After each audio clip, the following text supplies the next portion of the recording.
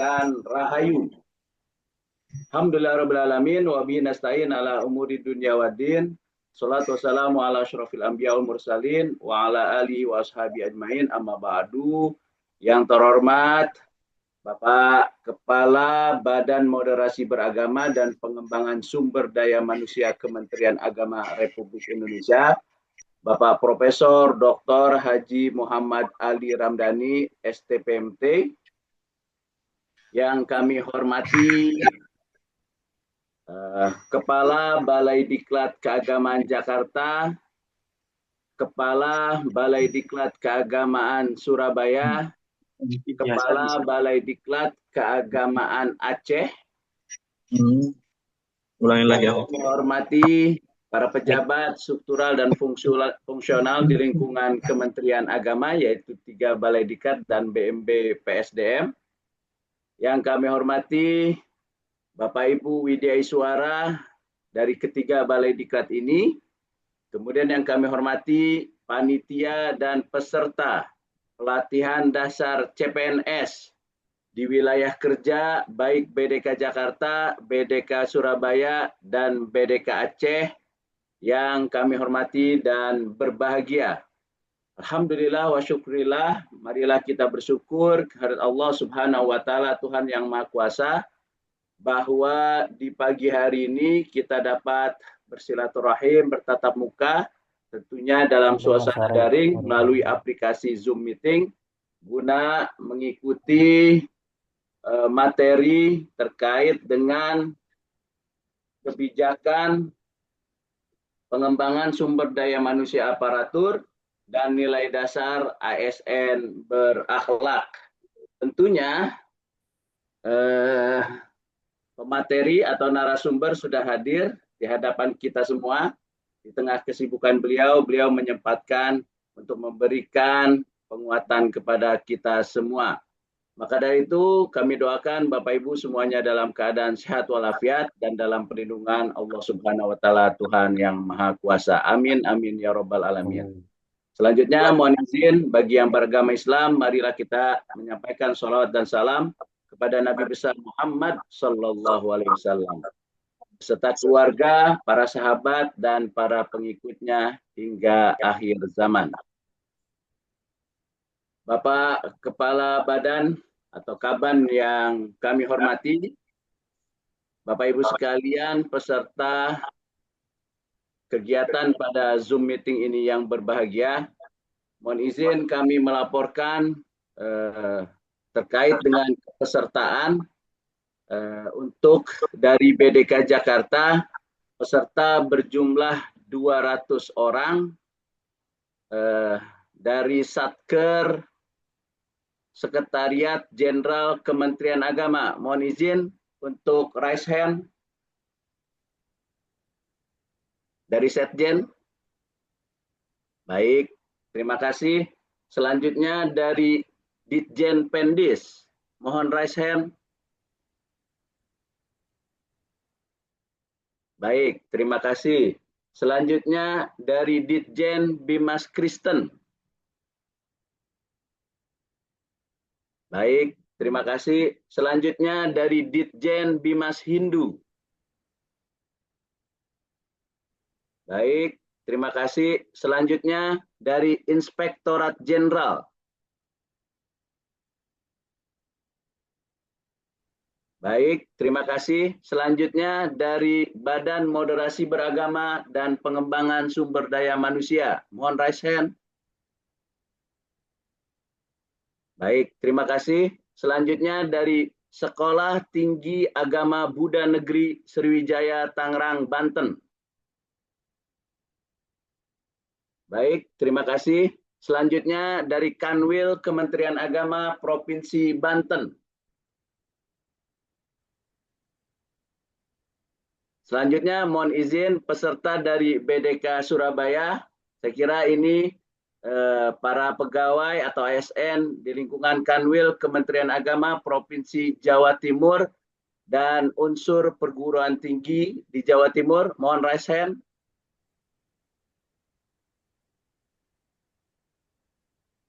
Baik, terima kasih. Selanjutnya peserta latsar dari wilayah kerja BDK Aceh. Saya kira ini di lingkungan Kanwil Kementerian Agama Provinsi Aceh dan perguruan tingginya. Mohon raise hand.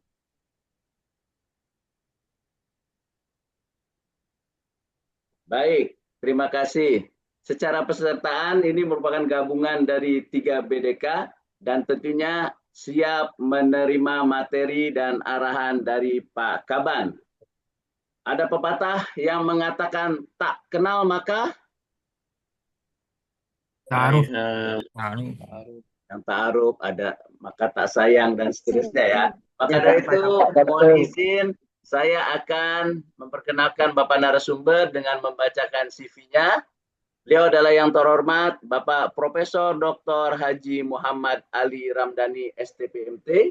Beliau dilahirkan di Garut pada tanggal 6 November tahun 1971 dengan NIP 1971 1106 2008 01 1009. Beliau berdomisili di Jalan Taman Sejahtera nomor 8B, Gandaria Selatan, Kecamatan Cilandak, Kota Jakarta Selatan. Jabatan yang beliau diduduki saat ini adalah sebagai Kepala Badan Moderasi Beragama dan Pengembangan Sumber Daya Manusia Kementerian Agama Republik Indonesia. Pangkat golongan beliau saat ini adalah Pembina Utama 4E. Sudah mentok ya. Selanjutnya terkait dengan pendidikan yang pernah beliau tempuh, yang pertama adalah S1 tahun 1990 sampai dengan tahun 1994 di Institut Pertanian Bogor. Selanjutnya Magister S2 pada tahun 1995 sampai dengan tahun 1997 pada Institut Teknologi Bandung. Selanjutnya Doktor S3 pada tahun 1997 sampai dengan 2001 pada Institut Teknologi Bandung.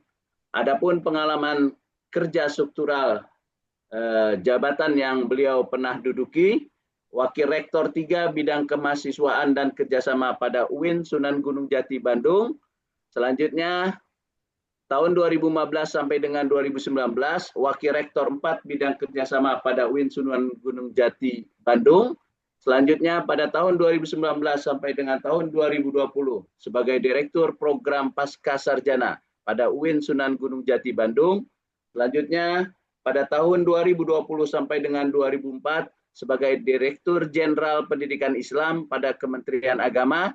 Selanjutnya tahun 2024 sampai dengan tahun 2025 sebagai Sekretaris Jenderal pada Kementerian Agama.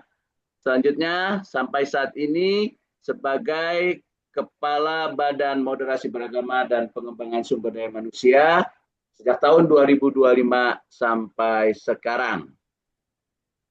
Saya kira itu CV singkat dari beliau. Maka dari itu untuk penyampaian materi ini, marilah kita awali bersama-sama dengan berdoa sesuai dengan agama dan keyakinan masing-masing. Untuk yang beragama Islam, marilah kita awali dengan mengucapkan lafaz basmalah.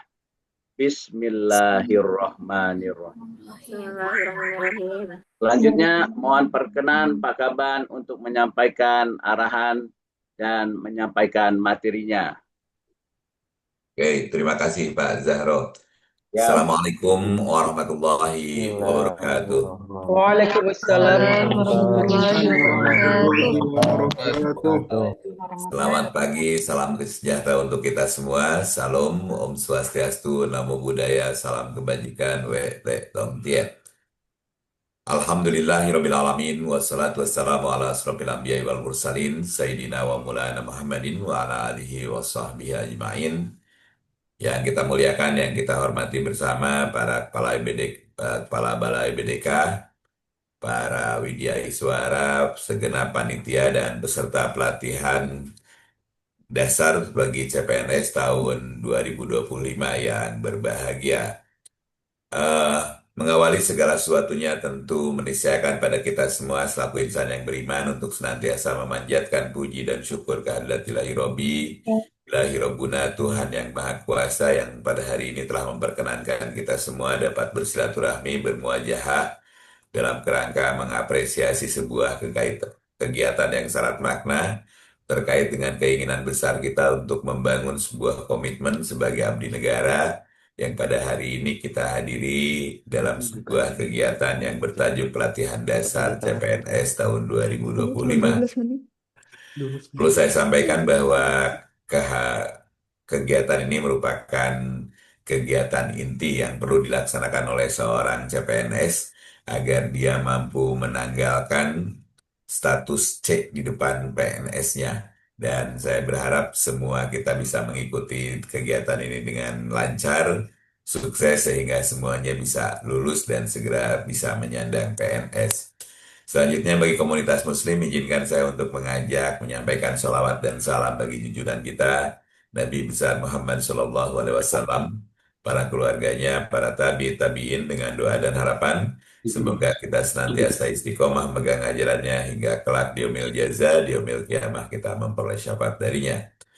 Ucapan selamat dan tahniah saya sampaikan pada seluruh CPNS yang pada hari ini hadir karena kita perlu memahami tahu bahwa tidak seluruh warga bangsa ini bisa menjadi CPNS. CPNS adalah sebuah status yang tentu saja dilewati dengan langkah-langkah yang berat, diawali dengan proses seleksi administrasi, kemudian seleksi kompetensi, kelengkapan administrasi, eh, banyak hal telah kita lampaui bersama. Dan Alhamdulillah kita sudah sampai pada sebuah titik pencapaian yang membanggakan, yaitu menjadi CPNS. Dan untuk itu layak rasanya kita bersyukur, dan syukur kita tentu harus diwujudkan tidak sekedar pada ruang-ruang pemahaman, pengetahuan, tetapi diekspresikan dalam karya nyata dengan cara memberikan pelayanan yang terbaik bagi seluruh pemangku kepentingan maupun seluruh pemangku kebijakan yang berada pada lingkungan kerja kita. Saya diminta oleh eh, panitia menyampaikan hal-hal yang berkaitan dengan pengembangan sumber daya manusia. Sebelum saya mengupas, membahas bersama tentang pengembangan sumber daya manusia, ada baiknya kita memahami tentang arah dan orientasi kebijakan di lingkungan Kementerian Agama sebagai titik acuan bagi kita bersama untuk melakukan ikhtiar-ikhtiar di dalam proses bekerja. Hasil Rakernas pada tahun 2024, tepatnya di penghujung tahun 2024, itu memutuskan beberapa hal yang penting yang perlu menjadi pengetahuan kita bersama. Yang pertama bahwa ada tagline di Kementerian Agama yang mengiringi ikhlas beramal sebagai tagline kita yang mengantarkan kita pada ruang-ruang normatif di dalam kehidupan kita, yang pekerjaan kita, yang berbunyi Kementerian Agama berdampak. Artinya bahwa apapun yang kita lakukan bersama harus memiliki dampak terhadap eh, kesejahteraan masyarakat, bahwa kita hadir, kita bekerja, manfaatnya harus dirasakan oleh lingkungan sekitar kita, dan saya berharap bahwa proses bekerja kita tidak berhenti pada ruang-ruang pemikiran, ruang-ruang penghayatan, tetapi terekspresikan melalui karya-karya nyata yang dirasakan oleh masyarakat. Di dalam Rakernas ini kita mencoba melakukan environmental scanning atau pemindaian lingkungan sehingga kita mampu menemukan berbagai isu-isu strategis yang relevan dilaksanakan oleh Kementerian Agama. Yang langkah-langkah ini dilakukan dengan cara yang pertama adalah juga menelisik tentang program nasional yang telah ditetapkan oleh pemerintah melalui Astacita, yang kemudian kita lihat, kita hampiri lewat mandat yang diberikan negara pada Kementerian Agama, maka kita menemukan 4 kata kunci yang akan menjadi arah dan orientasi Kementerian Agama di dalam mengemban amanahnya.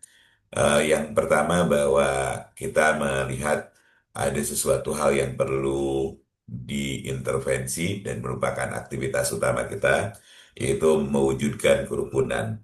Kerukunan merupakan sebuah fondamen dalam kehidupan kita sehingga dia menjadi sebuah prasyarat agar pembangunan dapat tumbuh dan berkembang secara baik. Dan ini dilakukan dengan cara membangun sebuah kerukunan. Yang kedua, eh, kemaslahatan. Kata kunci dua adalah maslahat, bahwa apa yang kita lakukan dalam ruang pekerjaan kita harus memberikan maslahat bagi kehidupan masyarakat. Dan yang ketiga, itu adalah menciptakan masyarakat yang cerdas, di mana kita sadar bahwa Kementerian Agama di samping memegang layanan pada layanan agama dan keagamaan, juga memberikan layanan pendidikan agama dan keagamaan. Yang ketiga, yang keempat, itu dilakukan dengan melakukan tata kelola pemerintahan yang baik.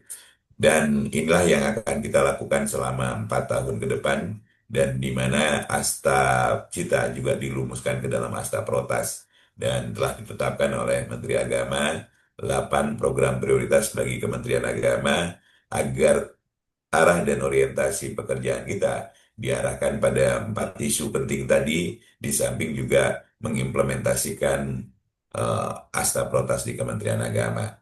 Kalau kita mencoba menelaah tentang amanat dari panitia ke saya tentang membahas pengembangan sumber daya manusia, maka pola pengembangan sumber daya manusia harus menopang terhadap program-program prioritas Kementerian Agama. Apa yang menjadi program prioritas, itulah yang kemudian menjadi sasaran bagi peningkatan kompetensi sumber daya manusia yang berada di lingkungan Kementerian Agama, agar menopang setiap visi misi program prioritas Kementerian Agama. Kita sadar dari 8 program prioritas, kemudian dari eh, penanganan isu-isu strategis yang kemudian dirumuskan ke dalam visi misi, ini adalah pekerjaan yang berat. Dan untuk itu maka dibutuhkan sumber daya manusia yang mumpuni, yang memiliki kompetensi yang baik, dan dalam kerangka itulah model pengembangan sumber daya manusia ditetapkan di lingkungan Kementerian Agama. Pengembangan pengembangan sumber daya manusia, kalau secara leksikal kita pahami bahwa aktor utama dari pengembangan sumber daya manusia, baik subjek maupun objeknya, adalah manusia. Maka ketika kita menyampaikan tentang program-program pengembangan sumber daya manusia, pemahaman kita terhadap manusia menjadi hal yang penting. Dan ada sebuah kaidah yang eh, diajarkan di komunitas Muslim. Kalimatnya sederhana, man arofa nafsahu faqad arofa rabbahu. Barang siapa mengenal dirinya, maka dia akan mengenal Tuhannya. Pengenalan kita terhadap diri kita menjadi penting, karena dengan cara itu maka secara efektif dan efisien kita bisa mampu meningkatkan pengembangan sumber daya manusia setelah kita mengenal manusia.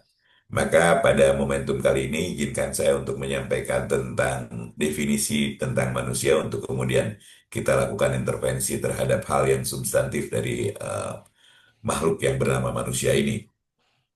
Manusia ini kalau kita mengikuti sebuah kaidah klasik, itu kita bisa membaca dengan dari sebuah definisi yang menyebut bahwa manusia adalah al-insanu hayawanun natik, bahwa sesungguhnya manusia itu adalah hewan yang berakal. Eksistensi manusia terletak pada kemampuannya mendayagunakan akalnya. Dan ketika kita masuk pada abad pertengahan, kita akan ketemu dengan seorang pemikir, seorang filsuf yang bernama René Descartes. Dia pernah menyampaikan cogito ergo sum, aku berpikir maka aku ada. Dan ini juga menandakan bahwa eksistensi manusia sesungguhnya tidak terletak pada penggunaan akalnya. Eh, eks- ini yang di layar mohon ditutup ya, sedikit mengganggu dari Banda Aceh.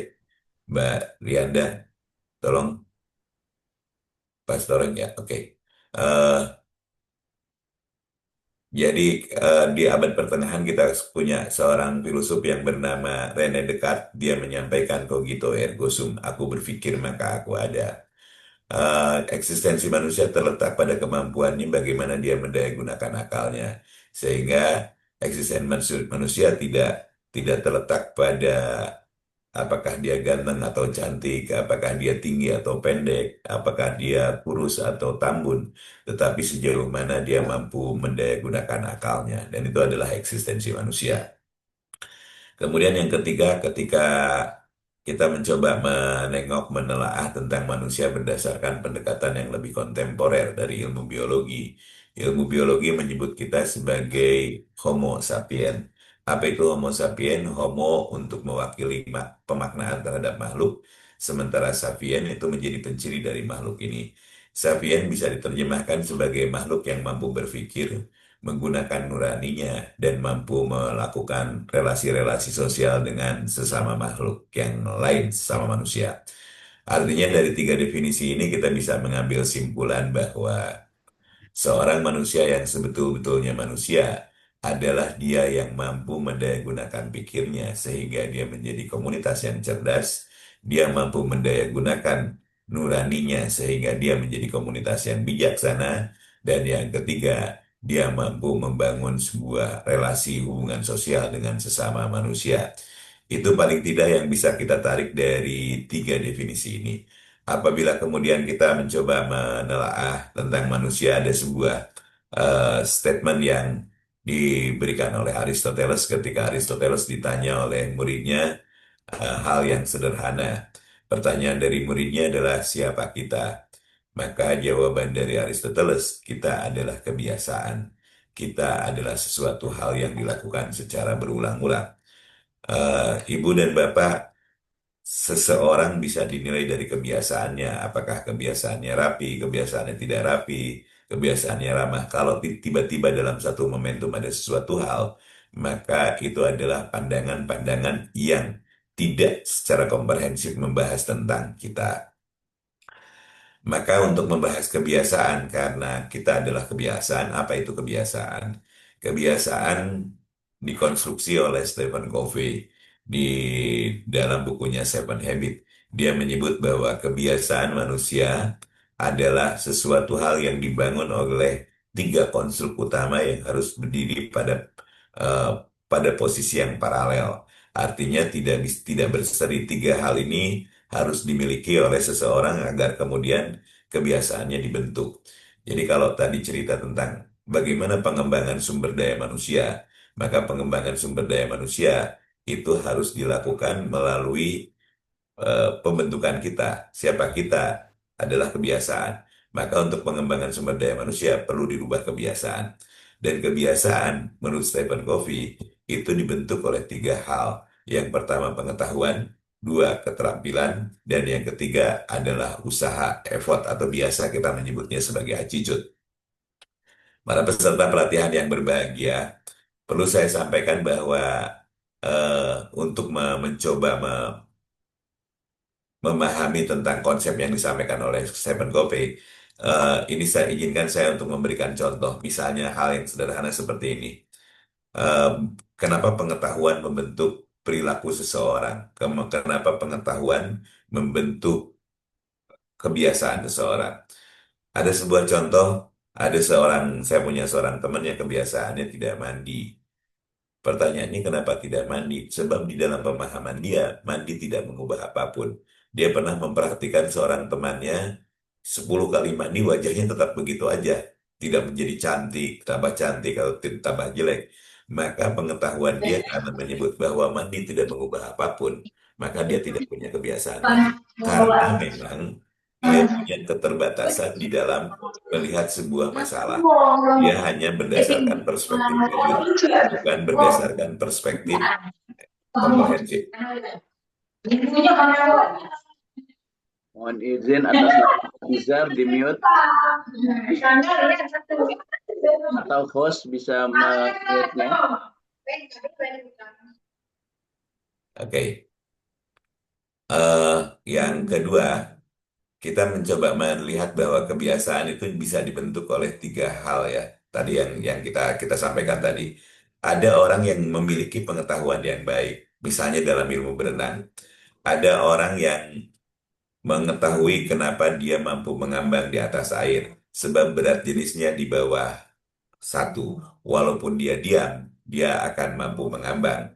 Yang kedua, dia paham juga tentang gaya-gaya dasar berenang. Ada gaya dada, gaya kupu-kupu, gaya punggung, gaya bebas. Semua dia pahami, dan dia paham juga kenapa manusia mampu bergerak di atas air karena ada hukum aksi dan reaksi. Jadi perlu saya sampaikan bahwa orang ini memahami ilmu berenang secara baik, tetapi problemnya ketika dia dikasih air tidak eh, tidak mampu berenang dengan baik. Eh, Artinya gini, dia kalau dikasih air kelelep lagi, kelelep lagi. Artinya orang ini punya kemampuan, tidak punya kemampuan. Dia memiliki pengetahuan tidak, tetapi tidak memiliki keterampilan. Dan orang seperti ini itu tidak akan pernah memiliki kebiasaan untuk berenang. Yang ketiga, ada orang yang memiliki pengetahuan yang kuat. Keterampilannya dia juga bisa berenang, tetapi dia tidak punya keinginan untuk berenang. Dia orangnya malas mager, maka dia tidak punya kebiasaan untuk berenang. Jadi saya ingin menyampaikan bahwa kemampuan seseorang di dalam melakukan kebiasaan itu harus dibentuk secara komprehensif dari sisi pengetahuan, keterampilan, dan yang terakhir itu adalah keinginan seberapa jauh dia ingin melakukan hal tersebut. Maka pengembangan sumber daya manusia harus menyentuh tiga hal ini. Dan boleh saya sebut bahwa pola pengembangan sumber daya manusia di lingkungan Kementerian Agama secara prinsip dan secara mendasar adalah sebuah pola yang sistematis, sebuah pola yang terskemakan, terencana dengan baik untuk meningkatkan kapasitas-kapasitas manusia berdasarkan pendekatan tadi, pengetahuan, keterampilan, dan attitude. Oke, Ibu dan Bapak, kita sudah kenali tentang bagaimana pola pengembangan sumber daya manusia di lingkungan Kementerian Agama. Lalu, apa yang akan kita tingkatkan kapasitasnya di sumber daya manusia di lingkungan Kementerian Agama? Kalau tadi kita bicara tentang arah dan orientasi di Kementerian Agama yang pada dasarnya mencoba menciptakan kerukunan, kemudian menciptakan kemaslahatan, kecerdasan di bawah tata kelola yang baik, maka kita bisa melihat bahwa lokomotifnya adalah kecerdasan. Maka di dalam pola pengembangan sumber daya manusia, kita akan membangun sebuah pola kecerdasan bagi ASN di lingkungan Kementerian Agama. Jadi, Ibu dan Bapak, kita di dalam pengembangan sumber daya manusia akan mengungkit ruang-ruang pengetahuan, keterampilan, dan perilaku dari seseorang melalui 5 kecerdasan. Yang kecerdasan yang pertama, atau kita kita mencoba menyusun kecerdasan ini berdasarkan berbagai perspektif ya. Eh, Paling tidak Goleman itu pernah menulis sebuah buku dengan tajuk Emotional Quotient, di mana dia menyebut bahwa kecerdasan manusia itu dibagi pada dua hal. Ada kecerdasan intelektual, ada kecerdasan emosional. Apa itu kecerdasan intelektual dan apa itu kecerdasan emosional? Tetapi paling tidak saya ingin menyampaikan dua hal dulu. Bahwa apa yang dilakukan dalam pengembangan sumber daya manusia itu ingin meningkatkan eh, kecerdasan intelektual dan yang kedua adalah kecerdasan emosional. Kecerdasan intelektual itu pada dasarnya adalah kemampuan manusia untuk menemukan hukum sebab akibat atau kausalitas atau ilmu konsekuensi. Kalau Anda makan, maka Anda kenyang dan Anda memiliki energi yang cukup untuk menapaki kehidupan Anda dalam waktu tertentu. Kalau Anda tidak minum, maka Anda haus dan Anda tidak memiliki energi untuk menjalankan kehidupan dalam waktu tertentu. Kalau Anda berbuat baik, maka orang berbuat baik pada Anda. Ilmu konsekuensi ini dipahami dengan baik, maka orang ini termasuk komunitas yang cerdas. Kalau Anda minum alkohol, maka Anda akan mabuk. Kalau Anda, ya pokoknya ilmu konsekuensi lah, sebab dan akibatnya dipahami dengan baik. Dan yang kedua, orang yang cerdas secara intelektual adalah orang yang memiliki kemampuan mendasar tentang menyusun skala prioritas. Jadi, para peserta pelatihan yang berbahagia, perlu Anda tahu bahwa hidup kita itu ketika kita bangun berantakan. Semuanya menuntut pada kita untuk dilakukan segera. Ada yang pertama itu ada panggilan alam, ada membereskan baju untuk kegiatan kita hari ini, ada ya banyak hal. Dan kemudian kecerdasan intelektual kita menyusun segala sesuatunya menjadi sesuatu hal yang lebih rapi dan prioritas. Izinkan kalau saya mengutip dari apa yang pernah diajarkan di dalam sebuah lirik lagu waktu saya masih kecil, bunyinya sederhana, bangun tidurku terus mandi, tidak lupa menggosok gigi, habis mandi ku tolong ibu membereskan tempat tidurku. Ini adalah skala prioritas. Dan skala prioritas itu seperti Anda merangkai sebuah puzzle menjadi sebuah gambaran, dan itu menunjukkan kecerdasan intelektual Anda. Kecerdasan intelektual bukan sekedar kemampuan seseorang untuk menghafal berbagai rumus, menghafal berbagai definisi, tetapi seberapa jauh dia mampu mengaktualisasikan ilmu-ilmunya pada ruang kehidupan nyata. Yang kedua, ada yang disebut dengan kecerdasan emosional. Apa itu kecerdasan emosional? Kecerdasan emosional adalah kemampuan seseorang untuk menata dan mengatur hati, kemudian mengharmonikan jiwa dan mengasah kalbu, eh, sehingga ekspresi dari kecerdasan intelektual itu adalah cerdas, sementara kecerdasan emosional produknya adalah bijaksana. Ada sebuah pertanyaan-pertanyaan yang mendasar tentang bagaimana kita menjalankan kecerdasan emosional. Misalnya, salah satu ekspresi dari emosi kita ada marah, ada sedih, ada bahagia. Apakah kita perlu mengendalikan semuanya ini? Ya, jawabannya tentu. Orang yang cerdas secara intelektual adalah orang yang mampu mengendalikan terhadap berbagai kondisi emosi dia. Eh, saya ingin menyebut begini. Eh, Misalnya marah. Bolehkah manusia itu marah? Tentu pemahaman kita harus dimulai dengan kenapa kita marah. Jadi kalau ada pertanyaan, bolehkah saya marah? Untuk apa sih marah itu? Sependek pengetahuan saya, marah itu adalah sebuah ekspresi emosional yang memiliki tujuan untuk meluruskan dari lawan bicara kita. Jadi kalau misalnya lawan bicara kita atau pasangan kita itu melanggar terhadap yang pertama aturan, kedua melanggar terhadap eh, kesepakatan, melanggar pedoman, maka kita marah. Dan marah itu adalah sebuah ekspresi yang memang harus dilakukan oleh seseorang agar kemudian baik-baik saja. Tetapi, jadi kan orang itu kan bisa marah kalau ada orang terlambat, marah, ngingetin jangan ke depan jangan terlambat. Kalau ada orang yang melanggar aturan itu dimarahin. Jadi marah itu sebetulnya fungsi kontrol. Tetapi marah itu apabila tidak terkendalikan, maka bisa jadi akan menimbulkan hal-hal yang tidak diinginkan.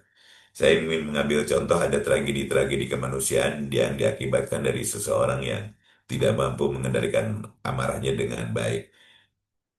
Contohnya begini, Ibu dan Bapak, para peserta pelatihan yang berbahagia.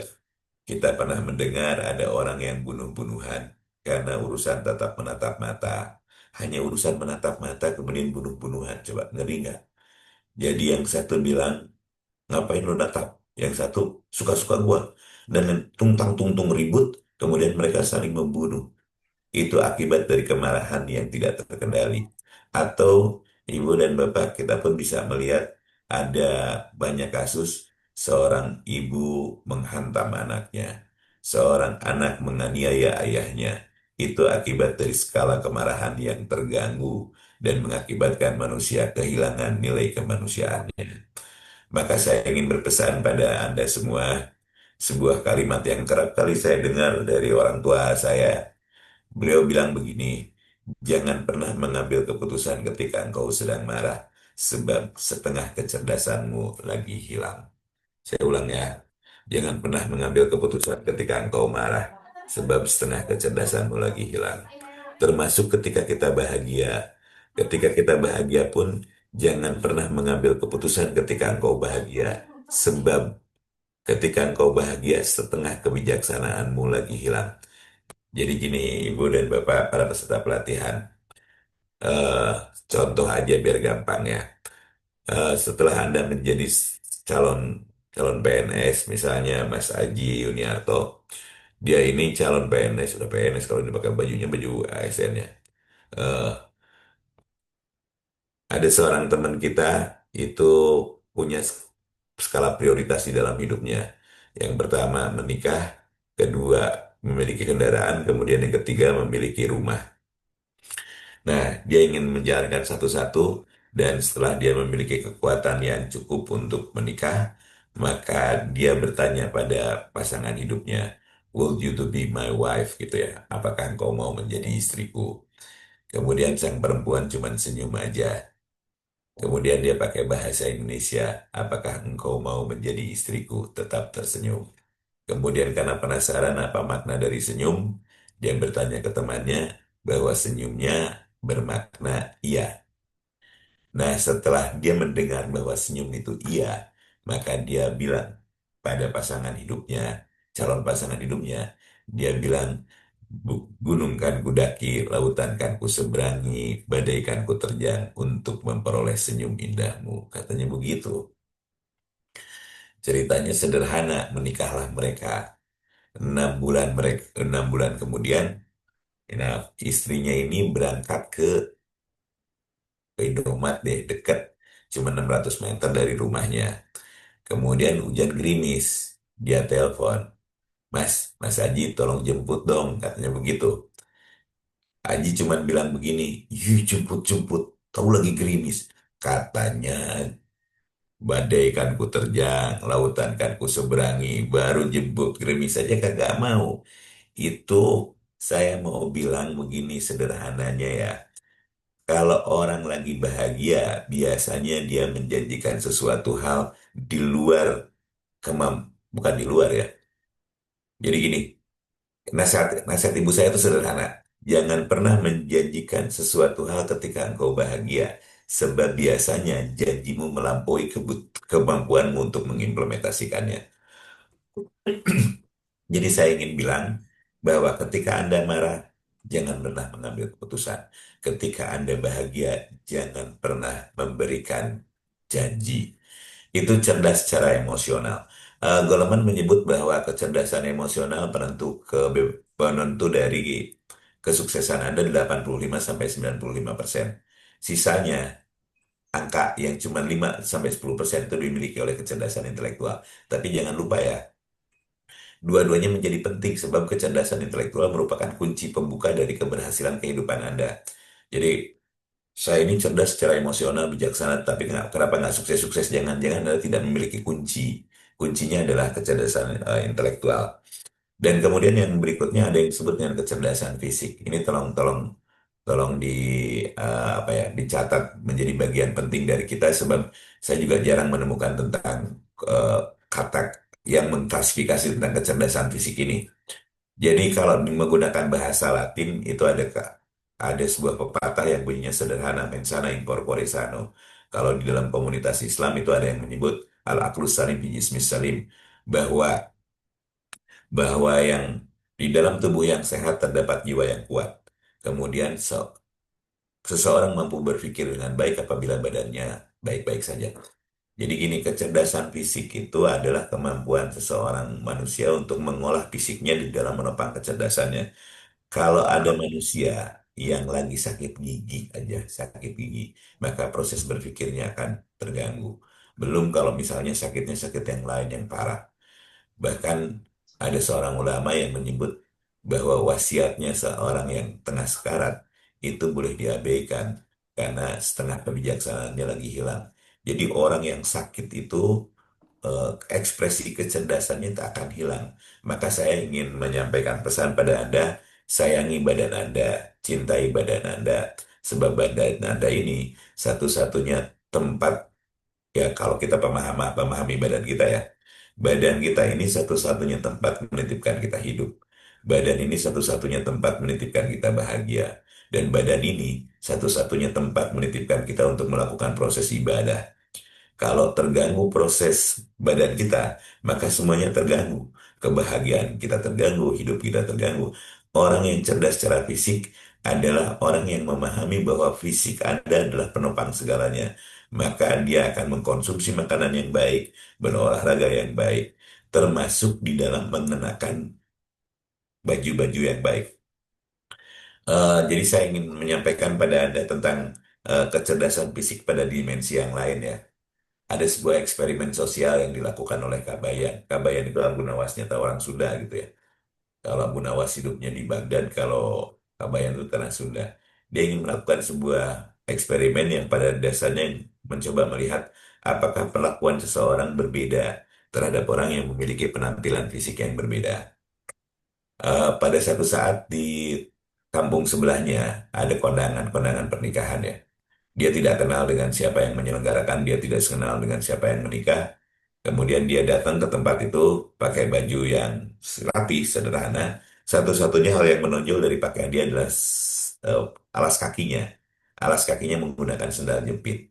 Kemudian dia datang ke tempat itu, tentu eh, pagar ayu dan pagar bagusnya menyambut, tapi senyumnya biasa-biasa saja. Dia bahkan perlu nyari mana buku tamu kemudian dia isi, kemudian dia ngantri, dia salaman, kemudian dia makan, udah itu selesai dia pulang.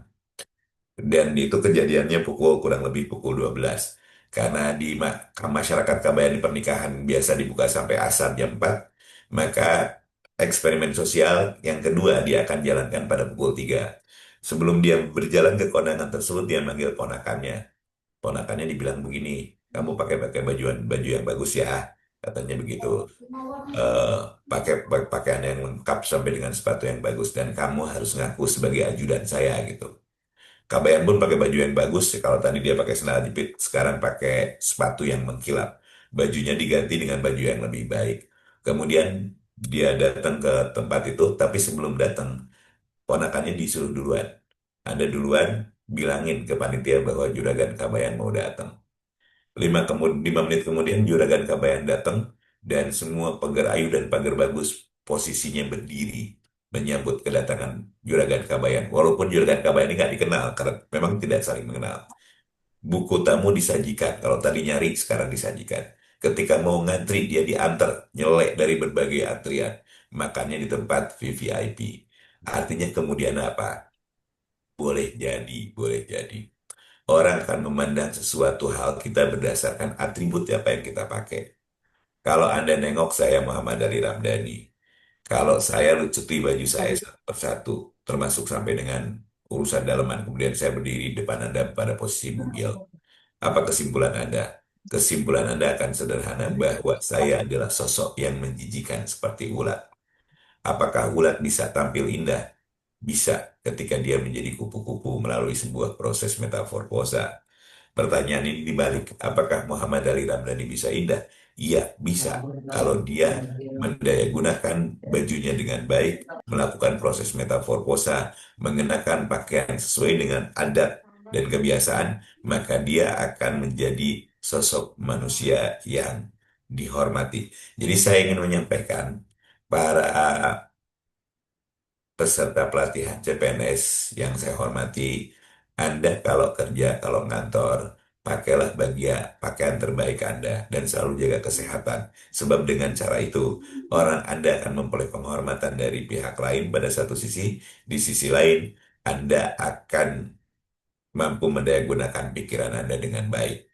Yang ketiga, yang keempat, sorry, itu ada yang disebut dengan kecerdasan sosial.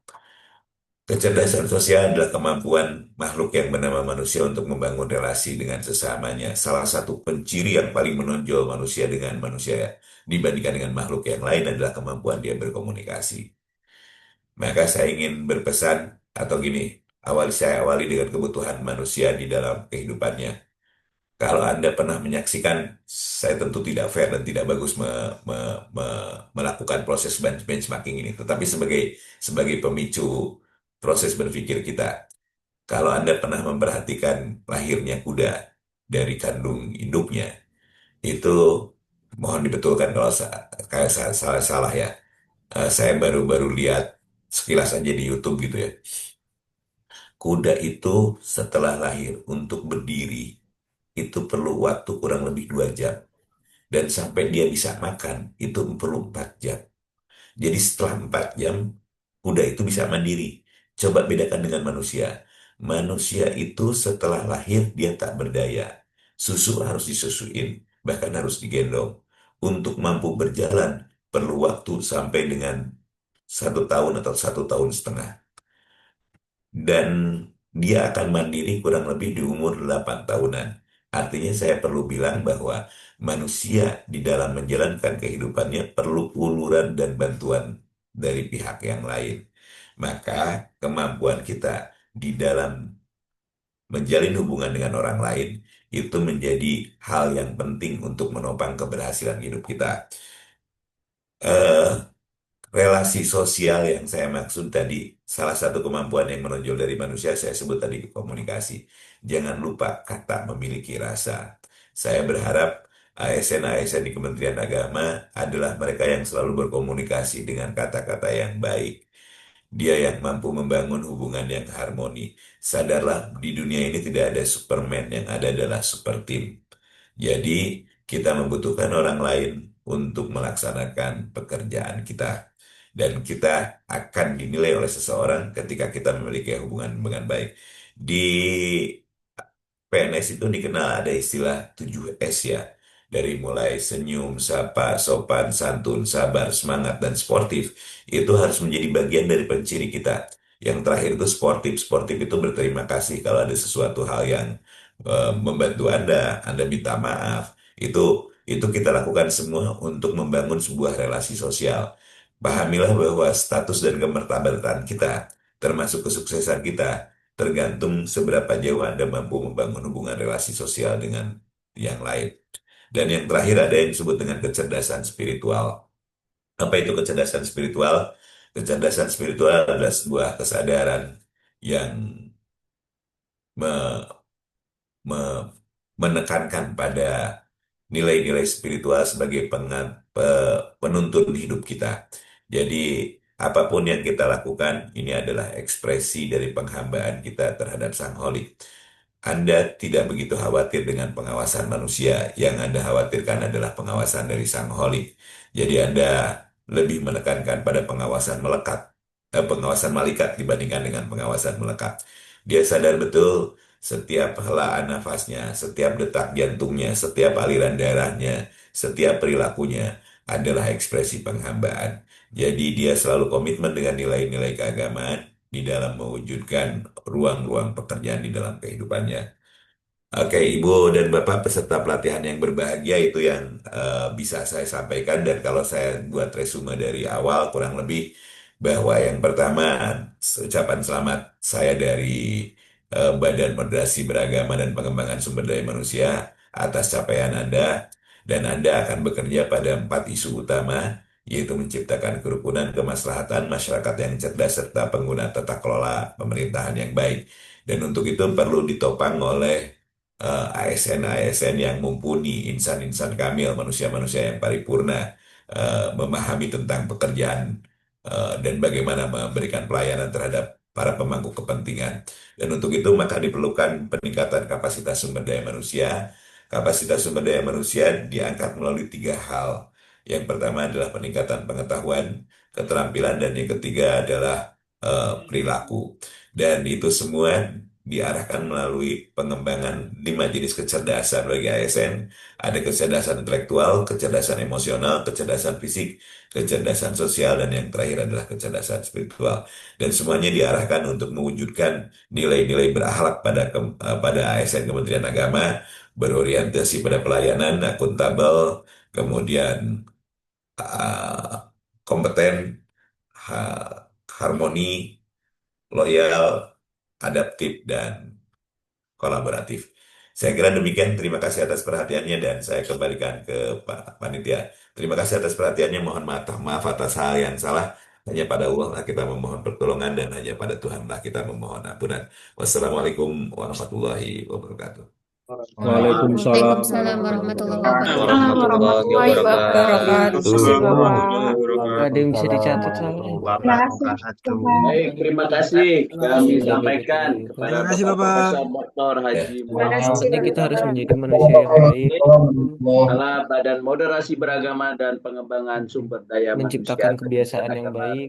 Indonesia atas segala arahan materinya, mengawalinya dengan visi misi Kementerian Agama, berbicara Astrapotas, kemudian beliau mengingatkan konsep pengembangan kompetensi tadi perlu mensupport terwujudnya Astrapotas. Beliau juga tadi mengingatkan kita bagaimana tujuan pengembangan SDM adalah peningkatan KSA, knowledge, skill, and attitude. Dan terakhir beliau mengingatkan kita bagaimana kita mengelola kecerdasan. 5 hal tadi ya, intelektual, emosional, fisik, sosial, dan spiritual. Pak Kaban, mohon izin apabila ada aktivitas Ya, atau seperti apa kita buka diskusi tanya jawab atau seperti apa? saya kira kalau tanya jawab Pak Sahro lebih memahami, jadi Pak Sahro aja yang anu. Siap, siap, Pak Kaban. Oke, saya mohon Maka izin dari itu, karena Pak ada Kaban, aktivitas izin Pak lain. Kaban, mengakhiri ini kami ingin mengucapkan happy anniversary. Oh, terima kasih, terima Iya, kasih. kita doakan barakallah. Barakallah, Kita barakallah. doakan Amin. semoga Terima kasih. Amin, amin, Kalau ada amin, amin. lomba lain. Amin, Ya. amin. Terima kasih. Mau Saya izin izin Pak pamit ya. Kaban. siapa Ya, Kaban, minum. makasih banyak. Pak Kaban, Iya, Pak. makasih. Siap. Pak Kepala BDK Surabaya hadir, Kepala BDK Jakarta hadir, Kepala BDK saya juga hadir. Maka dari itu ini kolaborasi yang luar biasa. Sekali lagi terima kasih. Mantap. Ya, terima kasih. Salam sehat dan sukses selalu. Kami selaku moderator, Sami, Pak Kaban, sami. izin mengundurkan diri. Setelah ini masing-masing Mohon kegiatan izin, Pak. latar silakan dilanjutkan. Internet. Baik itu BDK Jakarta, BDK Surabaya, dan BDK Aceh sesuai jadwalnya masing-masing. Dapat dipahami ya Bapak Ibu peserta? Izin Ya, Pak. dengan link Ya. angkatan masing-masing, baik itu program sinkronus ataupun asinkronus. Mohon izin undur diri. Salam sehat dan sukses selalu. Mohon maaf lahir dan batin. Mari sama-sama kita akhiri dengan berdoa sesuai agama dan keyakinan masing-masing. Untuk yang beragama Islam, kita tutup dengan mengucapkan lafaz hamdalah.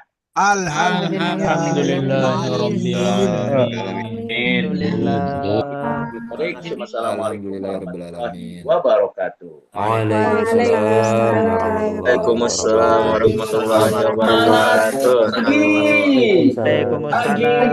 Pagi.